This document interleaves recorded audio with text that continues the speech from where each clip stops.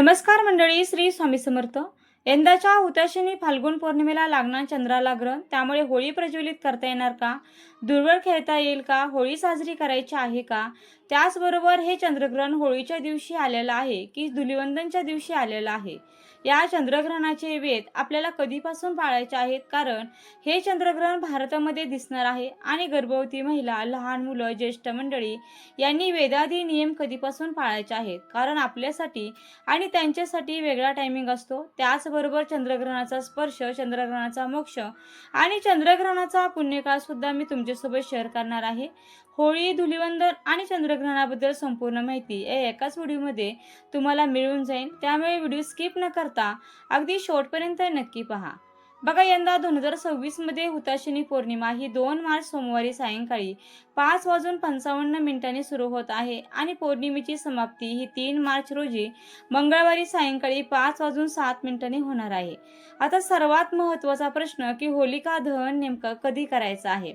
तर बघा, 2 मार्च 2026 सोमवारी सायंकाळी प्रदोष काळामध्ये आपल्याला होलिका दहन करायचं आहे. म्हणजे संध्याकाळी आपण होळीही पेटवू शकतो. तसेच आपल्याला पौर्णिमेचं सत्यनारायण सुद्धा 2 तारखेला संध्याकाळी प्रदोष काळामध्ये करायचं आहे.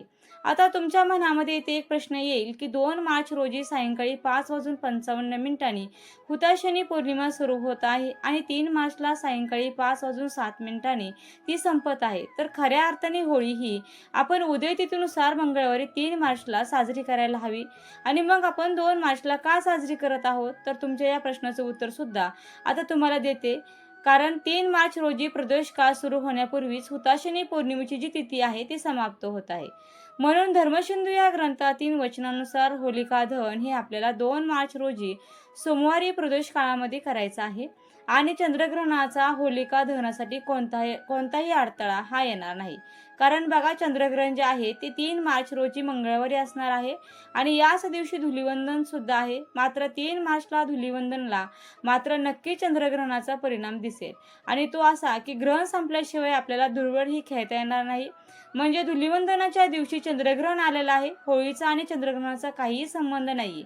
हे चंद्रग्रहण भारतात दिसणार आहे आणि त्यामुळे आपल्याला या ग्रहणाचे सगळे वेदादी नियम देखील पाळायचे आहेत. ज्योतिषशास्त्रानुसार चंद्रग्रहणाचा सूतक काळ खूप महत्त्वाचा असतो. वर्षातील हे पहिले चंद्रग्रहण भारतामध्ये दिसणार असल्यामुळे त्याचा सूतक काळ सुद्धा लागू होईल. चंद्रग्रहण सुरू होण्याच्या 9 तास आधी सूतक काळ सुरू होतो. ज्योतिष आणि धार्मिक मान्यतेनुसार या सूतक काळामध्ये कोणतेही शुभकार्य करणे टाळायचे असते. सूतक काळ हा 3 मार्च रोजी मंगळवारी सकाळी 6:20 सुरू होईल आणि सायंकाळी तो 6:46 पर्यंत असेल. बघा, या दिवशी दुपारी 3:20 ही वेळ ग्रहणाच्या स्पर्शाची वेळ असेल. सायंकाळी 4:34 या चंद्रग्रहणाची खग्रास अवस्था सुरू होईल. या दिवशी सायंकाळी 5:03 हे ग्रहण मध्यावर येईल. त्यानंतर याच दिवशी सायंकाळी 5:33 चंद्रग्रहणाची फक्त खग्रास अवस्था संपेल. मात्र या चंद्रग्रहणाचा मोक्ष अर्थात संपूर्ण चंद्रग्रहण हे या दिवशी सायंकाळी 6:46 संपेल. आता गर्भवती महिला, वृद्ध मंडळी आणि लहान मुलांसाठी सूर्य उदयापासून हे नियम पाळण्याची गरज नाही. तुमच्यासाठी वेगळा टायमिंग आहे, तो सुद्धा आता मी पुढे तुमच्यासोबत शेअर करणार आहे. मात्र ज्या महिला गर्भवती नाहीयेत, ज्या महिला, जे पुरुष आजारी नाहीयेत, अगदीच वयोवृद्ध सुद्धा नाहीयेत, त्याचबरोबर लहान बालकही नाहीयेत, अशा सर्वांनी ग्रहणाचे नियम मंगळवार दिनांक 3 मार्च रोजी सकाळी 6:20 पासून किंवा त्या दिवशीच्या सूर्योदयापासून ते संध्याकाळी ग्रहणाच्या मोक्षापर्यंत, म्हणजेच काय तर सायंकाळी 6:46 पर्यंत आपल्याला पाळायचं आहे. बघा, 3 मार्च रोजी दुपारी 3:20 पासून ग्रहण स्पर्श सुरू होईल. तो ग्रहणाचा मोक्ष हा 3 मार्च रोजी सायंकाळी 6:46 पर्यंत असेल. बघा, या काळामध्ये सूतक काळ सुरू होताच मंदिराचे दरवाजे बंद केले जातात. तसेच यावेळी नामजप आणि तपश्चर्या यांना विशेष महत्त्व आहे. त्यामुळे ग्रहणाच्या काळात किंवा सूतक काळामध्ये तुम्ही नामस्मरण करू शकता.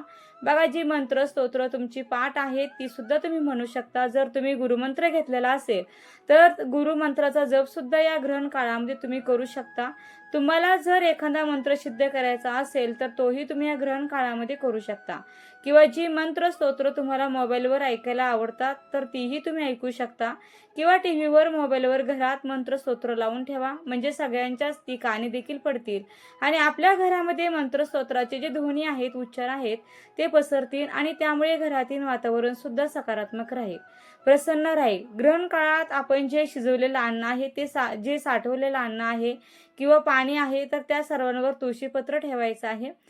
गर्भवती महिलांनी, त्याचबरोबर आजारी वयोवृद्ध लोकांनी, लहान बालकांनी ग्रहणाचे नियम जे आहेत किंवा ग्रहणाचा जो काही वेदकाल आहे तो सकाळी 11 वाजल्यापासून ग्रहण मोक्षापर्यंत पाळावा.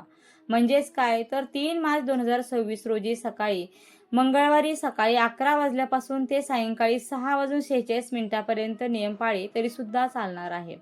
अशा वेळी या ग्रहण काळामध्ये गर्भवती महिलांनी एका जागेवर बसायचं आहे. तुम्ही रिलॅक्स होऊन बसा, असं काही नाही की मांडीच घालून बसावे, उठून उभेच राहावे.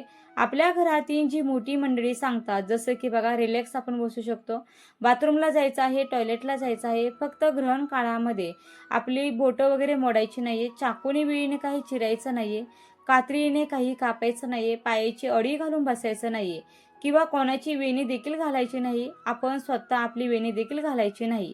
केस विंचरायचे नाहीयेत, ग्रहण बघायचं नाहीये, झोपायचं नाहीये. तर या गोष्टी करायच्या. बाकी आपण घरामध्ये चक्रा मारू शकतो, फिरू शकतो, रिलॅक्स बसू शकतो. तुम्ही बेडवर बसा, सोफ्यावर बसा, चेअरवर बसा. त्यानंतर या ग्रहण काळामध्ये तुम्हाला जे म्युझिक आवडतं ती गाणी तुम्ही ऐकू शकता, किंवा जे स्तोत्र मंत्र तुम्हाला ऐकायला आवडतात ते स्तोत्र मंत्र तुम्ही मोबाईलवरती ऐकू शकता, किंवा जे स्तोत्र मंत्र तुमचे पाठ आहेत, म्हणता येतात ते तुम्ही म्हणू शकता, किंवा तुमच्याकडे एखादं छानसं पुस्तक असेल ते देखील तुम्ही वाचू शकता, किंवा एखादा ग्रंथ असेल तर तो सुद्धा या ग्रहण काळामध्ये तुम्ही आवर्जून वाचू शकता. आणि हे काही करणं जर शक्य नसेल तर जो कोणता मंत्र तुम्हाला येतो तर पूर्ण ग्रहण काळामध्ये तुम्हाला मंत्रजाप करायचा आहे. आपल्या पोटावर तुम्ही हात ठेवू शकता. पोटावर हात ठेवून किमान स्वतःला ऐकू येईल अशा आवाजामध्ये मंत्र चॅटिंग करण्याचा प्रयत्न करावा.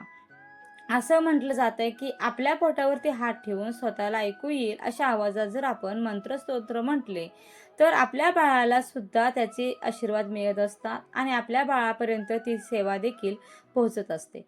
ग्रहण संपल्यानंतर घरातील सर्वांनी स्नान करायचं आहे.